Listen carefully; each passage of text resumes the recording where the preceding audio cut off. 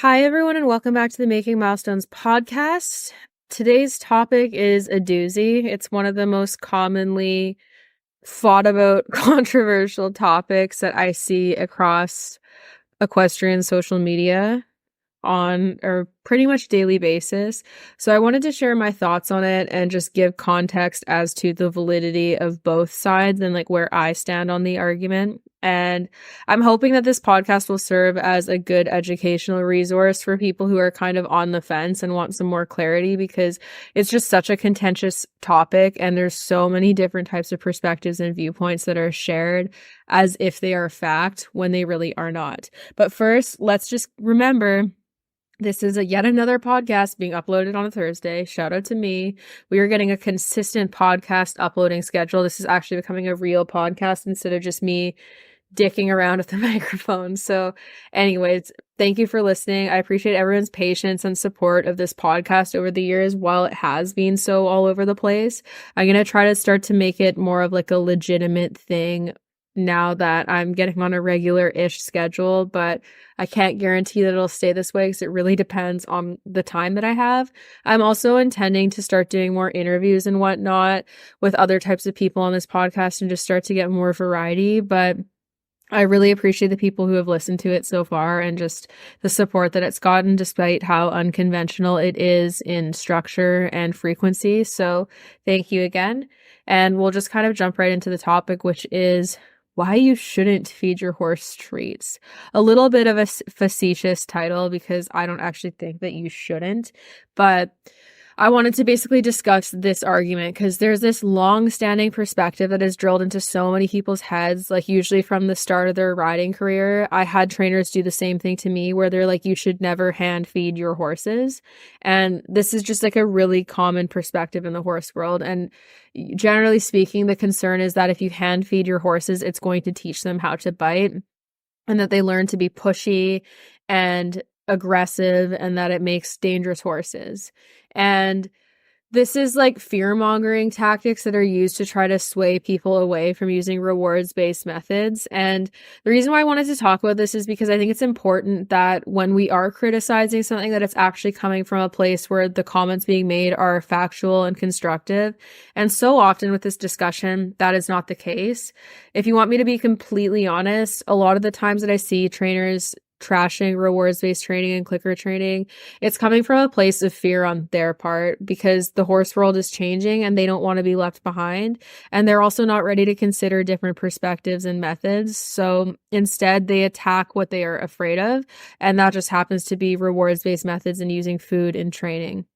And then their attack is inherently biased because they're not even wanting to consider the perspective that this method of training could be used correctly. They're only looking for the problems within it. And there's also a lot of hypocrisy involved because a lot of the problems that are cited to be related to positive reinforcement and rewards-based training are seen within horses who are traditionally trained as well. And they would be really, really offended if people were to say pressure and release training is bad and it creates problematic horses, because I've met horses who have XYZ problem that were trained this way. And the fact of the matter is, currently, rewards-based training isn't the standard. It's still pressure and release that's the standard of horse training and what's done the most commonly. And when that's the case, what it means is that a lot of the problems that we see within horses and a lot of the problem horses that we see being bought and sold or sent to trainers are not coming from clicker training homes, because there's so few homes that are training them in that way. And yet there's this perspective that there's this inflated population of horses who are really aggressive and pushy and difficult to handle because they have been trained with food. And there's really no evidence of that actually happening. Like, I've seen tons of trainers who deal with problem horses be like, this clicker trained horse, this treat fed horse, so aggressive and nasty, and it's because it was fed food. And they use it to buffer their own platforms and advertise themselves. But I've yet to hear of anyone who has received a horse from a legitimate clicker trainer, someone who's well-versed in equine behavioral science and who actually operates as a rewards-based trainer, that has those problems. I think that it's all manufactured, and I'm like, I'll fucking name drop. I don't care. The trainer that I'm thinking of that does this all the time is Steve Young, horsemanship. And all of his training is rooted in like pressure and release and positive punishment. And he has taken to trying to vilify all rewards-based training so as to suggest that it's inherently problematic and that it creates aggressive horses, when there's no evidence of this in studies. And people will go, oh, well, you horse train in the field, not a lab. And it's like, what do you think studies are conducted in? They're not conducted in a lab. It is studying work with horses out in the field in everyday to-day life in a variety of different circumstances, but it's compiling all of those instances and looking at them through an educated lens and with measures to try to eliminate bias. So it is far more accurate than some person's personal perspective that is going to be loaded with bias and just what they're looking at. Because a lot of the times when people see horses that are pushy or have these problems, they're not actually coming from rewards-based homes. They might come from a person who fed them food, but they didn't do it in an educated or constructive training manner whatsoever. And sorry, my kitten is just like romping around. I'm not sure if that's going to make it into the mic, but they're coming at it from a perspective where the person whose horse that they have, it's not actually coming from a rewards-based training program. It's coming from typically an amateur everyday horse owner who used treats not for rewards-based purposes, not for training purposes, not constructively to create new behaviors, but perhaps as like a band-aid to distract from behaviors. And it's like, of course, any training method that is not correctly applied can cause problems. And rewards-based training isn't immune to that. Like if you're feeding your horse treats and effectively rewarding pushy or aggressive behaviors, those are the behaviors that you're going to see reoccur more often because that's how it works. If they're being reinforced, they're going to reoccur more often. That's how these things go. So when we see that happening with horses who happen to have been trained with rewards, it is a sign that whoever is using those rewards is not doing so properly. But my concern with this is that I see a lot of trainers who are using this as a means to advertise their own program and to try to sway people away from doing new things. And any trainer who is worth their salt that actually has good things to say doesn't need to make up arguments to attack different schools of thought in horse training with baseless arguments in order to buffer their own training, because it would be able to speak for itself. If they're a good enough trainer, they don't need to try to make up reasons why positive reinforcement is bad, because their approach to training would be successful enough that they don't need to do that. But a lot of people are getting scared because there's ethics that are being considered more and more and more in horse training and care. And it's leading a lot more people to move towards using rewards-based methods. So for the trainers who don't want to modernize and adapt their training protocol at all, their alternative is to try to attack what threatens their current way of doing things. And that involves attacking rewards-based trainers and clicker training and trying to insinuate that it makes aggressive horses. One thing that I want to point out about this that I find actually quite hilarious is that these people, like, we're working with horses. They are herbivores and they live in herds and they are very docile and non-confrontational animals as a species. Like, horses typically aren't going to select aggressive force as a means of responding to a situation unless they feel they have no other options or there's something severely wrong going on in their life that has altered their normal behavior. They are not an aggressive animal. They are not a predator. They are a flight animal who would prefer to flee from what they're afraid of or what makes them feel uncomfortable than to fight it. And yet we have all of these people who think that they're phenomenal trainers who know their way around a horse, that are fear-mongering to the point to suggest that these horses will just become sharks who are like flesh-eating people attackers if they are fed treats by hand. And these are animals that eat grass as the primary staple of their diet. Meanwhile, the gold standard in zoos and any type of industry where you're training like truly wild animals, not domesticated animals, truly wild animals, many of which are predators, they use clicker training and positive reinforcement as the primary method of working with these animals because it's what's the lowest risk and the most successful. And there's factors and measures that they take in place that like traditional horse trainers don't. Like, so one example would be if you're working with a horse who is aggressive and you're trying to teach it to not be food aggressive, like protected contact is commonly used in zoos with dangerous animals. Like, you're not going to just go into the lion enclosure with a shank of beef and just stand there holding it. They'll do it through protected contact so that there's like a wall between them and the lion, but they teach these animals how to partake in veterinary care, such as like nail trims, injections, blood draws, so on and so forth. They teach these animals to do so willingly using food rewards, and it doesn't make these animals more likely to try to attack them. And the protected contact is something that would be there regardless of whether or not they were using food rewards.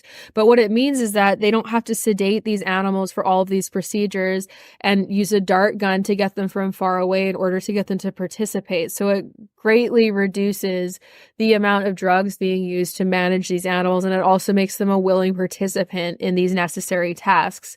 And that is the gold standard in training these incredibly dangerous, far more aggressive, and far more likely to attack people types of animals, because even the animals that are flight animals and are herbivores, they are not as docile as horses because they're not domesticated. If you make them feel trapped, they're more likely to have a problem. Even if they try to get away from you, they're more likely to respond in a way that's potentially dangerous to people. And yet, the gold standard for training these animals and working with them within these scenarios is to use rewards-based methods. So that alone should tell people that we are being kind of ridiculous when we try to use this as a reason for why rewards-based methods do not work for horses, because they are the gold standard with much more dangerous, complex, and difficult to handle animals. And yet we've created this narrative in the horse world that horses are too dangerous and too prone to food aggression to do this with. And another excuse I've seen people say is that like horses aren't dogs. This one's particularly funny to me because it's like, yes, no shit, horses aren't dogs. Have you seen what a horse looks like compared to a dog? Like, my dog doesn't spend 20 hours a day grazing on hay and grass. My dog eats meat. My dog has been domesticated for far longer than a horse has and is a completely different type of animal. So yes, horses aren't dogs. It's like saying the water is in the ocean, like, no shit. But it's used as a reason to suggest that horses cannot learn from food rewards when it's like, okay, you want to know what else isn't a dog? Dolphins, orca whales, apex predators like lions, tigers, and bears. Oh my. People aren't dogs, but yet all of these species learn from food rewards. And food is like an important part of bonding and relationship building amongst humans. So all of these types of animals can learn from rewards-based methods, and they aren't dogs. The only reason people bring up dogs is because, one, they are like the most commonly associated with people domesticated animal out there, and food has been used way more commonly in dog training than it has in other types of animal training. And it's just more mainstream to have that understanding of how we work with dogs. But beyond that, there's no logical reason in the scientific realm, and also just practically with what you can witness with your own eyes and see works to affect behavioral change. There is no reason to believe that dogs are the only animals that respond to food rewards well. It is like a completely made up argument. And to me, when I see trainers saying this, it is a huge red flag for their level of experience. It draws immediate concern to the capacity that that person has to actually properly and ethically train horses if they have such a poor understanding of basic behavioral science that they think that horses cannot learn from food rewards simply because they're not dogs. Because what it says is that their understanding of behavioral science is such that they just look at what the common mainstream norms are that they see in the media and in their day-to-day life, and they assume that that is as deep as training goes. That's as deep as the science behind behavioral modification goes. And it just shows an immense lack of understanding for operant conditioning, which is the primary type of conditioning used in training horses. And there's quadrants involved with that. So they're not necessarily using rewards-based training just because they're using operant conditioning. But in order to apply pressure and release properly, you should have a good grasp of operant conditioning and how motivation actually works and what motivational science is. Yet there's a lot of trainers, big name ones even, because I've seen people who are like competing at the Grand Prix level that have said stuff like this, that have such an adolescent, like literally like a toddler-esque perspective on the world. Like their understanding of behavioral science is so shallow that it's just in its adolescence. It's in its infancy. They don't understand it. And yet they are operating as professional trainers and giving people advice on how to train horses when they themselves do not understand the absolute basics of what they are tasked with doing when they are training horses. And it's extremely concerning. So what I would encourage people to do is anytime you're looking for a trainer, regardless of how they train, it doesn't even matter. If they don't want to do rewards-based training, so be it. That doesn't mean that they can't use negative reinforcement, which is pressure and release. That doesn't mean that they can't use that ethically. However, if they are so against rewards-based training that they're using these types of arguments to try to say that this is why they don't use it and this is why it's bad, run in the opposite direction and go find literally any other trainer who has a better grasp of operant conditioning. Like, I'm not even joking when I say you would be better off going and getting help from a dog trainer who is well educated on behavioral science and motivational sciences and how to apply operant conditioning principles than you are the horse trainer who works with horses but doesn't know any of that stuff. They will probably offer you more effective trainings information than a horse trainer who doesn't have that, because someone who is actually open to the science is actually going to learn about the animals that they're giving advice on. Not saying that you should just go to a dog trainer, but like what I'm saying is that literally any other type of animal trainer who is actively involved in studying behavioral sciences and wants to have a really good scientific grasp of operant conditioning is going to be more helpful with problem solving and actually teaching you why things work the way that they do than a horse trainer who doesn't do that. And unfortunately, it's super common for horse trainers to not understand these things.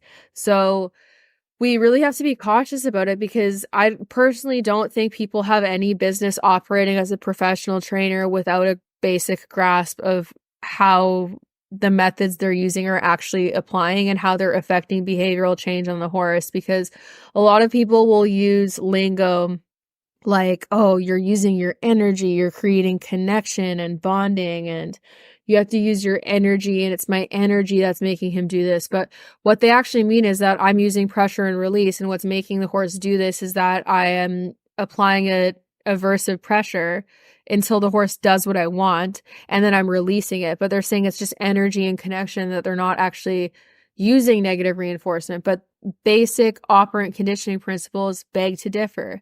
Every behavior, especially when you're altering behaviors and adding in abnormal behaviors to horses' behavioral repertoire, there's something reinforcing that. And it's not just energy and vibes. Trainers use these things to try to mystify their training practices and try to convince people that they're doing something different than what it is, and that it's something more unique and groundbreaking than it actually is. But they're all using behavioral science principles.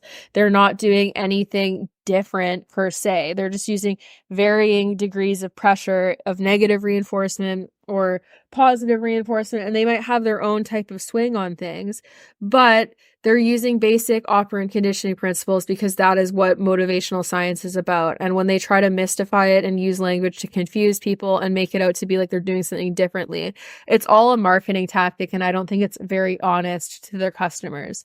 And it's something that I personally find concerning, because people fall for it, and it's just really unfortunate, because like there's people who want to do the best for their horse, who are actively seeking out help and trying to do the right thing, who are essentially blocked from doing so because they are being tricked by people around them who are telling them misleading things and confusing them. And it's not fair to them. So be really careful with what you run with and what you believe, because trainers will tell you what you want to hear.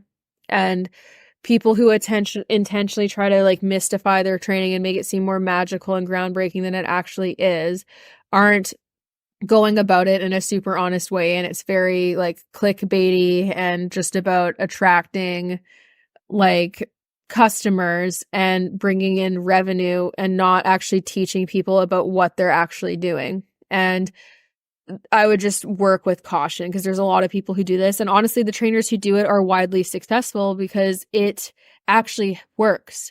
It brings in customers. It piques curiosity. It makes people want to use you as a trainer, but it's dishonest and you're not actually teaching your client base the truth. You're not actually teaching them skills that will help them problem solve long term and actually fundamentally understand how they're training, why it works, and why they're doing things the way that they are.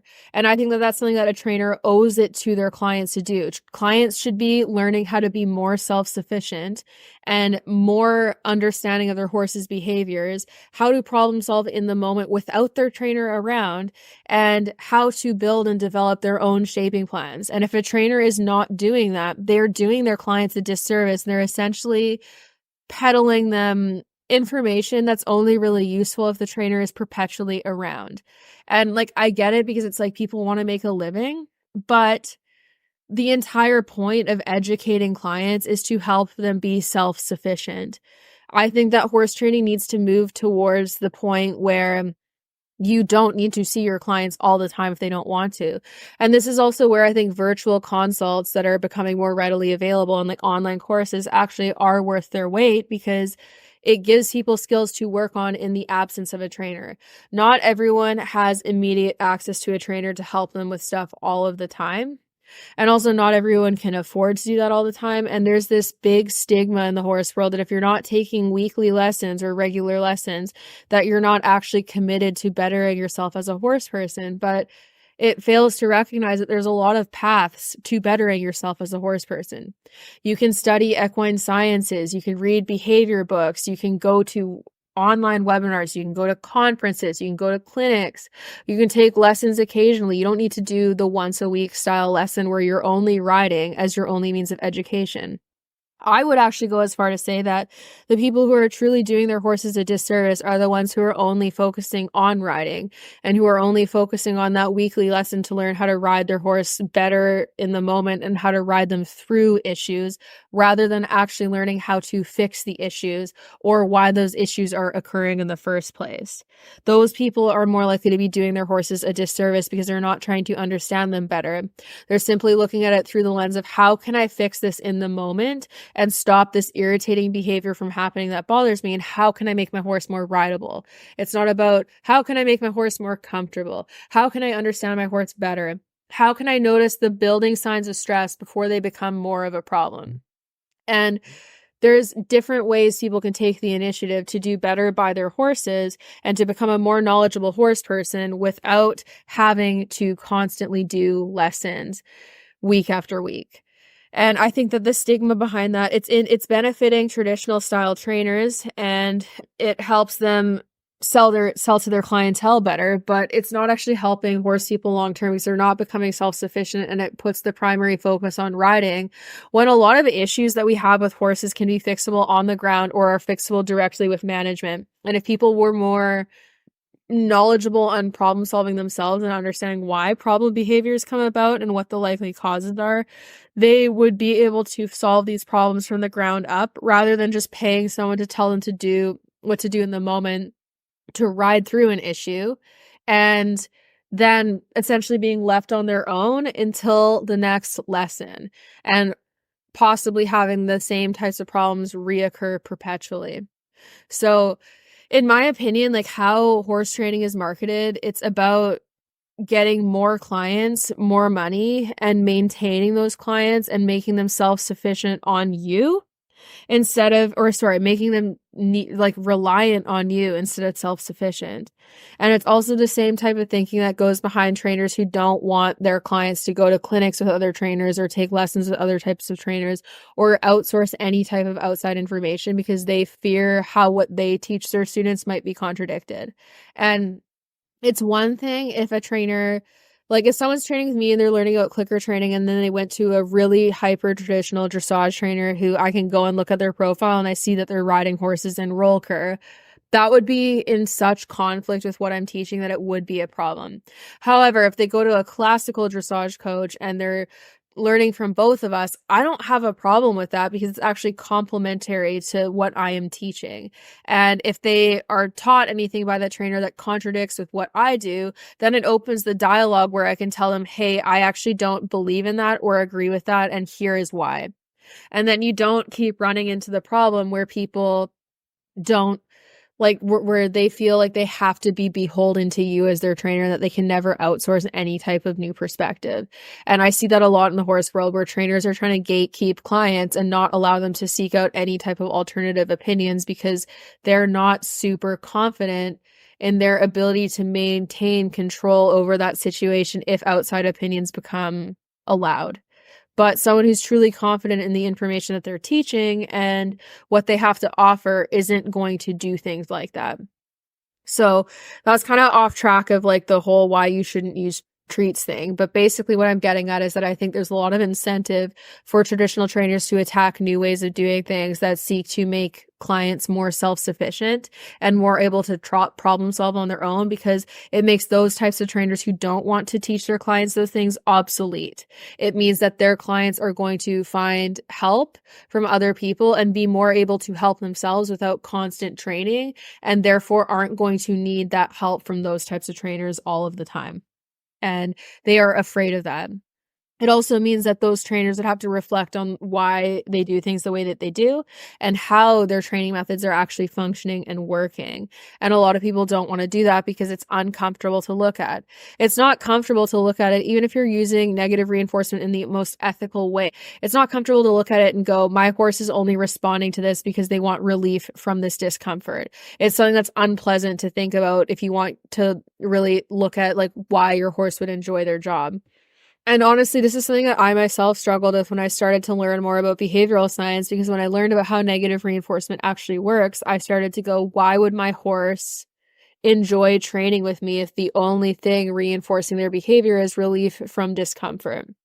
And since I couldn't answer that question, it made me really angry, and I kind of went into denial, and I started to do the same thing I see a lot of these trainers do and attack the validity of clicker training and claim that it's only valuable for training tricks and that it's not useful for training riding horses. But all of those attacks were coming from a place of a lack of understanding, and I wasn't making any effort to understand more. So I was attacking something that made me feel uncomfortable while not making any effort to learn about it myself.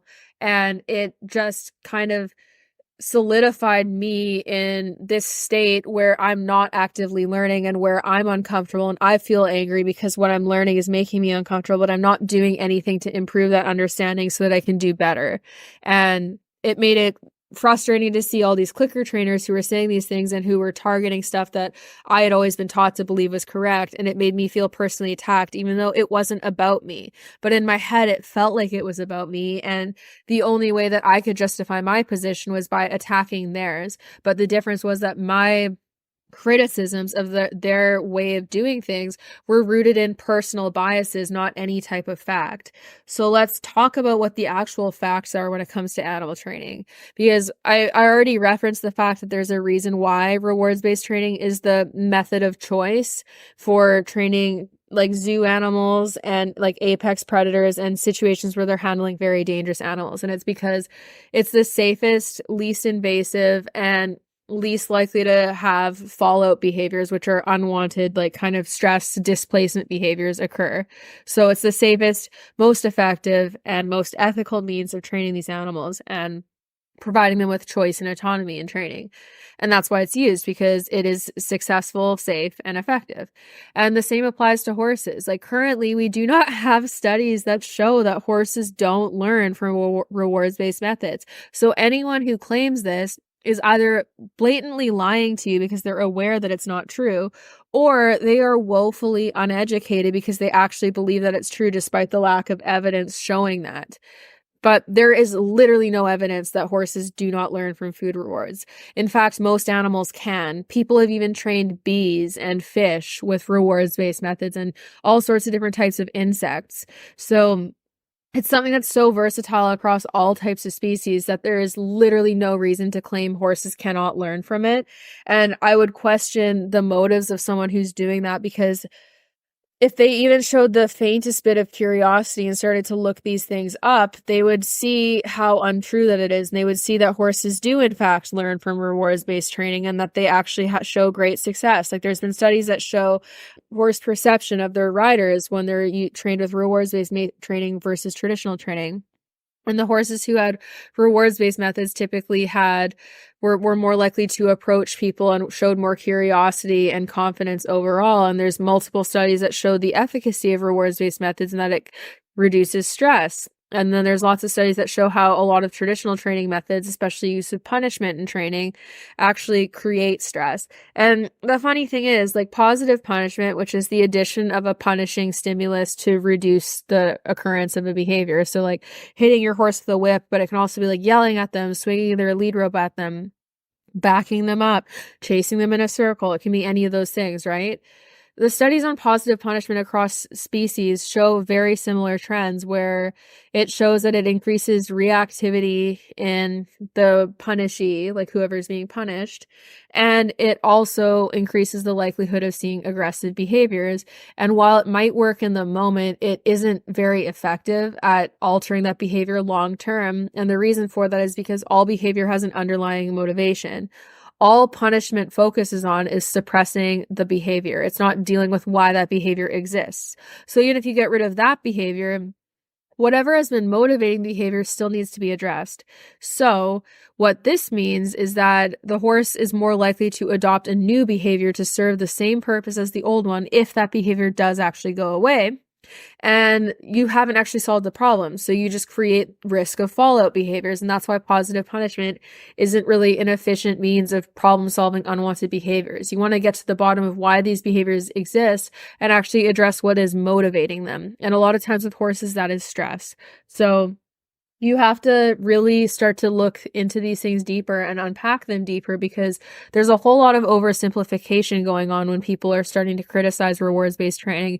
And I've yet to see a criticization, like a criticism, I'm making up words, of positive reinforcement that's actually coming from a place where the person's using like scientific research and knowledge on the topic as a means of criticizing the efficacy of it and whether or not it should be used with horses. It all typically comes from a place of personal perspectives, but that's why positive punishment isn't overly effective. And instead, if you start to reward the stuff you want to see, first of all, not only does it make it very clear to the horse what you want to see and what the correct behavior is because they're getting a reward for it, but it also gives them incentive to do it for something that they want to do rather than the incentive being avoiding something that they don't want. So it creates a completely different perspective in training because instead of avoiding something, they're now seeking something that they want. And horses are highly food motivated animals. They're meant to be grazing and eating the vast majority of the day. So I would argue to people, especially the ones that say horses aren't dogs, is that yes, they aren't dogs. They're actually more equipped to eat more and eat on a regular basis. And it's actually good for them to keep their stomachs full. And so they're actually more of a candidate to be using lots of food in training because it's good for their stomach. It means they're going less time having an empty stomach, and it's also highly motivational and effective for enacting behavioral change.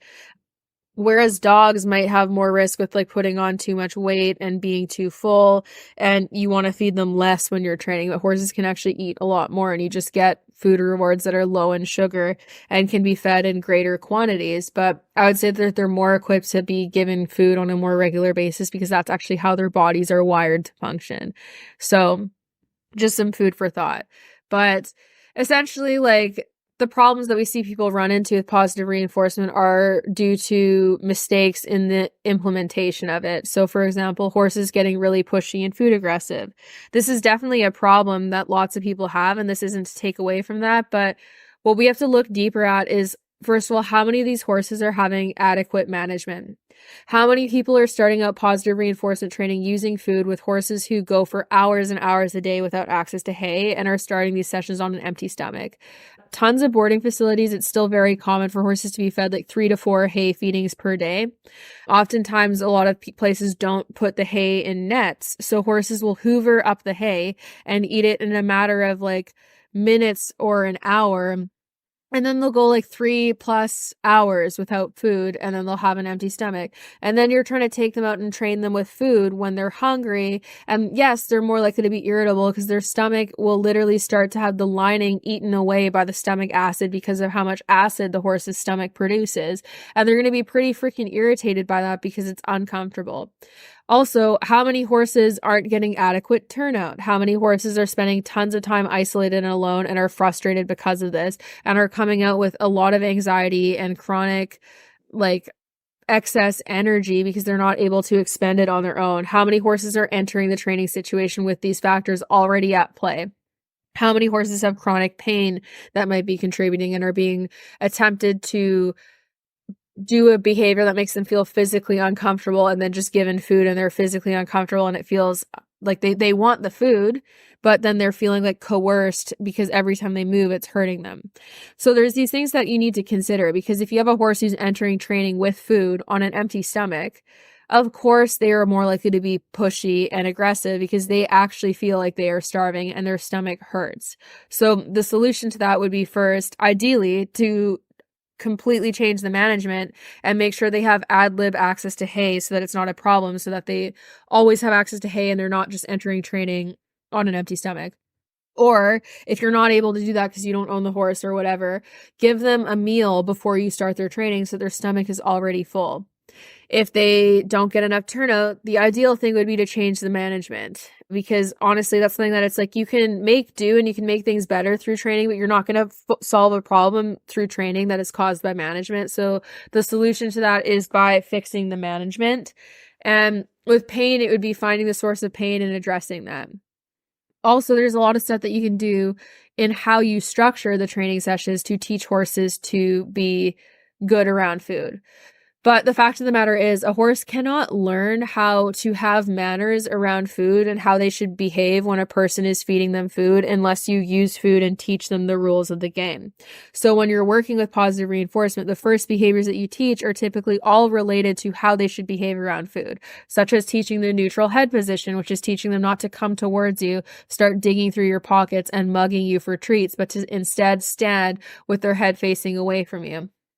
And this is something that you're going to teach as one of the first behaviors. And you're going to work through the food anxiety that could then lead to pushiness and aggression right at the beginning. And you can do so by setting yourself up for success with protected contact. So there is all sorts of things that you can do to set your horse up for success and to, sorry, my kitten is playing with a pen on the ground and I'm just going to let him keep doing that because he's having a great time. But there's all sorts of things you can do to set your horse up for success and avoid these common problems that people use to say this is why all positive reinforcement is bad. And all it really takes is enough curiosity to learn how to apply these things properly instead of going into it blindly and then encountering mistakes that you've made and then blaming food rewards as a whole instead of your application of them. Because mistakes are warranted. We all make mistakes, whether you use pressure and release or positive reinforcement. We've all made mistakes because you're learning and mistakes are part of how you learn. So that is totally valid to make mistakes. However, you can't blame the use of food alone for mistakes that are made on the part of the person trying to do the training. We have to take accountability for our own actions and understand that the way we do things can influence the outcome. The same applies to negative reinforcement, and this is also why I find the discourse surrounding positive reinforcement so irritating, because if you go to any show, any type of training barn, and literally just watch like even 5 horses go into the arena, probably one of those horses is going to have a moment where they're doing something they're not supposed to be doing. And if you were to say this is why all negative reinforcement is bad and abusive, people would lose their minds. And yet they're okay with having that same narrative directed at positive reinforcement, which has been proven to be more ethical, effective, and less likely to create stress in so many settings when compared to pressure and release or negative reinforcement training. They're comfortable doing that because they want to attack something that they've made the choice that they don't want to do. So again, it's important to look at what the intent behind people saying these things might be, because there's a lot of ways to avoid the common problems that people have with positive reinforcement. Another concern that people have is how to apply it under saddle, which is why, like I said earlier, that groundwork can solve a lot of problems under saddle. I think that people should be less concerned about how they'll apply it immediately under saddle than they should be about just like trying it on the ground first and seeing how it goes. Just focus on teaching one behavior with it if you're curious about it, and then build from there. Don't overcomplicate it by being like, I need to switch fully over to this 100% and figure out how to do all these things while I'm still learning. Start small, see how it goes, and then go from there. But with that said, you can use it under saddle, because what you do with clicker training is that's what the clicker is for. Is the clicker serves as a bridge signal, which essentially what that means is that it's just a sound that the horse hears and learns that it means that they are going to be fed. So the sound itself, after you train it, it becomes reinforcing to hear the sound because they know that it predicts a treat being fed.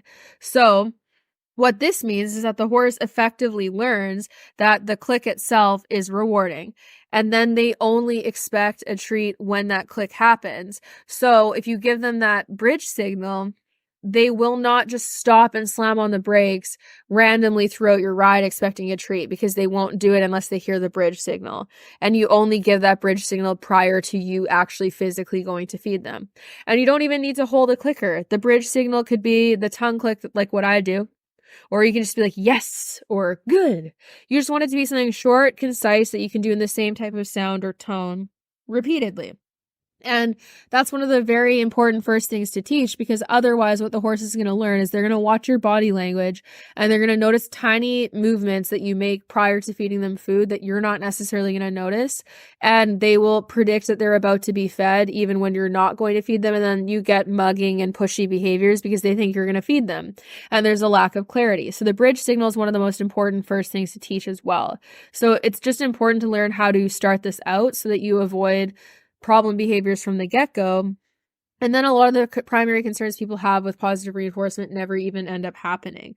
So it's all about like education and just curiosity, because my thing is, it's like people don't even need to use rewards-based training if they don't want to. Personally, I don't see why you wouldn't want to if you want to incentivize your horse to do what you do together and make it more enjoyable for them. But if you don't want to do that, that's fine, but don't attack it based off of complete BS and just stereotypes, because that's not fair. And like when the roles are reversed, people hate that, and people already hate it even when criticism happens to traditional training methods and it's actually valid and scientifically founded criticism. People already hate that and they feel like they're being attacked, and yet they go and do the same thing to clicker trainers. Clicker trainers are made fun of for being like pony patters or clicker Karens or cookie pushers.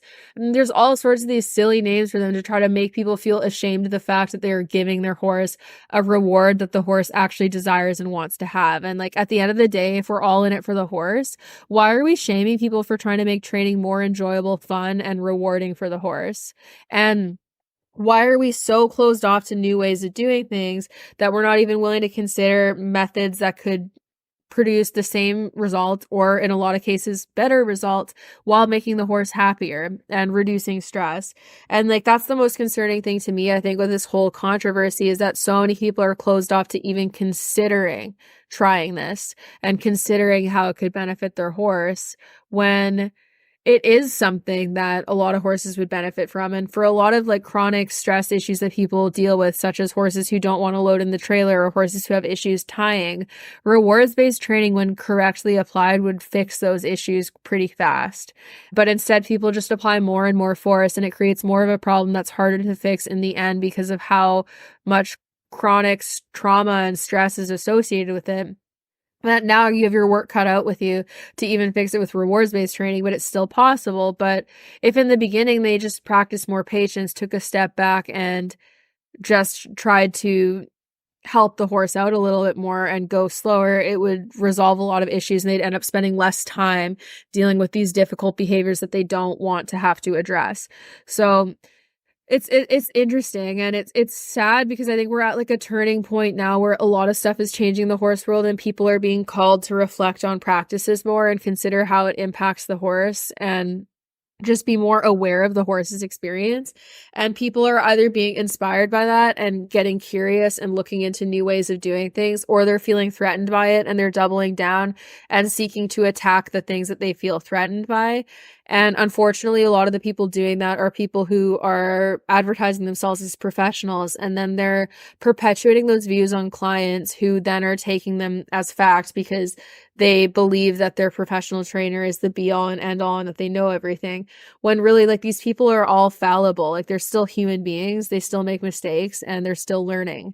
I would say one of the key markers of a trainer that is worth your time is someone who's always learning, someone who's curious, someone who's willing to be questioned by you and reflect on their perspectives and have discussions, someone who doesn't just expect you to take their word as law and never question it, someone who understands that they're always learning and like the journey of chasing knowledge is a never ending pursuit, that you're always going to be learning and growing. If they double down and they're the type of person to go, oh, well, I've done this for 30 plus years and I've always done this, so this is the way it has to be, that's a red flag. Even if what they're doing is actually right, if that's the justification that they're using for it, that's a red flag, because they're just using the time they've spent doing something as a reason for why it's correct, instead of actually explaining the cause and effect of what they're doing and why it works. And I would just ask people to use caution when you're like looking at who you should listen to, because people who are more self-reflective and willing to change and admit when they're wrong, and who are understanding of the fact that even if you've been in the horse world for 30 plus years, that you still are learning and there's still more that you could be learning and doing. Those types of people will have the most valuable information to teach you. I would view it as a huge red flag for someone to think that they're right simply because they've had so many years in the horse world, and to use that as an excuse and be like, I've competed at XYZ level for this long, and like, this is why I should never have to consider an outside perspective. And they don't even want to read anything that questions the way that they do things. That is not someone who has a growing mindset. We should be able to look back at the way we did things, even like the year prior, but like especially like 3 to 5 years ago, and look at ways that we would have done them better. And honestly, even riding session to riding session, or training session to training session, if you're not riding, you should be able to look back at a session after you've completed it and look at, this is how I would have done these things differently. Even if it's not drastically different, even if it's not everything, if you're actually sincerely honest with yourself, when you look at things in hindsight, you can look at ways that you wish you would have done things better, and you can use that to grow and learn and help yourself going forward in the long run. And unfortunately, that's a skill that a lot of horse trainers struggle with, because it's viewed as a weakness to admit that you're wrong, when really I think it's a strength to be able to do that, because it makes you vulnerable. And being able to reflect on how you might have been wrong and why you might have been wrong, and just open to the idea that there might be better ways of doing things, is a sign that someone wants to continually grow and that they're looking to better themselves perpetually. And that's like a very, very good trait for someone to have. So anyways, I obviously don't think that we shouldn't feed horses treats. I think that virtually every single argument I've heard against that is rooted in falsehoods and like fear mongering. Even for stuff where people are like, I have an insulin resistant horse who can't have sugar. There's stuff like teff hay pellets, or even just feeding them their regular hay, and things that you can use as rewards. Like, you shouldn't be using really sugary rewards, even for horses who don't have sugar sensitivities. But there's typically a solution for any type of situation, and doing a little bit of rewards-based training, in my opinion, is better than none at all. Like, you can start off with just working on one specific behavior and then move from there and just see how it goes. But honestly, just try it, especially if you have like an anxious horse. It can really help reduce anxiety and make it easier for you to get stuff done with them, and it's totally worthwhile to try.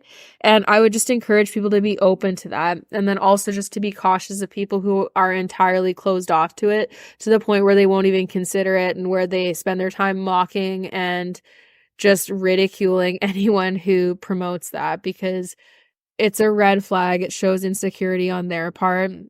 And it also shows that they do not have a growth-based mindset where they're looking to continue doing better. So, food for thought. And like, this is not an uncommon thing. It's very common amongst all types of trainers. And there's so many trainers online that I've seen trashing clicker trainers and just making a mockery of the use of food in horses and trying to showcase why they're so much better for not doing that. But it's pretty childish, and it's just something that I think that we really need to just reflect on and like just be cautious of people who are doing that, because if they are confident in their method, they shouldn't need to trash other methods that are shown to have validity and work well in order to justify their own. Anyways, if you're interested in more in-depth stuff on like how to start introducing rewards-based training, or like the basics of operant conditioning principles and like starting your learning journey with that, I have a bunch of webinars on my website, milestoneequestrian.ca, which I will link down below in the description. I have a bunch of webinars that start people out on those topics and go in detail on that. And then I also have my Patreon where you can subscribe that has a bunch of videos as well, where you can start out on tutorials and just look at how to start doing these things. If you're interested in just getting started and you don't know where to start, both of those things will be linked down below in the episode description. And there's some really good resources there for people who just want to get a better grasp of it. And like the webinars and stuff on operant conditioning are really great because it goes over everything, including negative reinforcement, and it just gives you a more well-rounded view of like the cause and effect of what you're doing. And it'll help you understand like when you're teaching certain behaviors or when you're looking at problem behaviors in your horses, just like what types of like what motivators you're using and how what you're doing is actually functioning. And you can start to break it down piece by piece, like, oh, when I use this training aid or when I use this cue, this is what it's doing and this is how it was trained and this is how it falls on the operant conditioning quadrant. Is it punishing? Is it reinforcing? It'll just give you a better perspective to start to really look at your training and break things down, and then it makes it easier to shape new behaviors, to problem solve behaviors that you don't want to see, and just continue building and improving on what you have already been doing. So I highly recommend checking that out and just learning more about operant conditioning and just checking all that stuff out. Because on my website, I also have like a book page where there's a lot of books that I recommend that you can check out too that go over these things. I also have a book called The Other Side of Horsemanship that you can buy on Amazon or all sorts of different bookstores, where I talk about my personal journey in depth, going from a very traditional punishing and pressure-based training style to what I do now, and like what that was like and the challenges that I faced. And it can help people just feel a little bit less alone, because it's not an easy journey. It's not an easy path, and you question yourself often. So I just want to kind of demystify that aspect of things and just make it easier for people to be open to changes and considering of different perspectives. So anyways, thank you for listening to this one. Let me know what you think. I have a new microphone now and I've updated some of my podcast equipment, and I always like hearing from people on like if they notice a difference. And then as always, like I'm always open to getting new episode suggestions and whatnot. So thank you for listening, and I'll see you again next week, hopefully also on Thursday. Cheers. Thank you so much for tuning into the Making Milestones podcast this week. If you are interested in ways that you can help support the podcast, it would be greatly appreciated if you would leave a review wherever you listen to podcasts. Reviews help to promote the podcast in the algorithm, allowing me to connect with new listeners, and it is so greatly appreciated. Some other ways you can help to support the podcast include subscribing to my Patreon channel, where you can subscribe for as little as $1 a month and access monthly Q&As, behind-the-scenes content, training help, and more. Every subscription helps, and they help to offset any costs associated with the podcast, allowing me to keep most of these episodes ad-free. I also have an online store where I sell equestrian athletic apparel, graphic t-shirt and hoodie designs, horse bridles, both bitted and bitless, and you can check that out in the podcast description as well. Lastly, I have my main website where I have a bunch of webinars with different types of training topics, and where I also offer online training consultations if you want a one-on-one appointment with me. All of this helps me continue doing what I'm doing, and your support is so appreciated.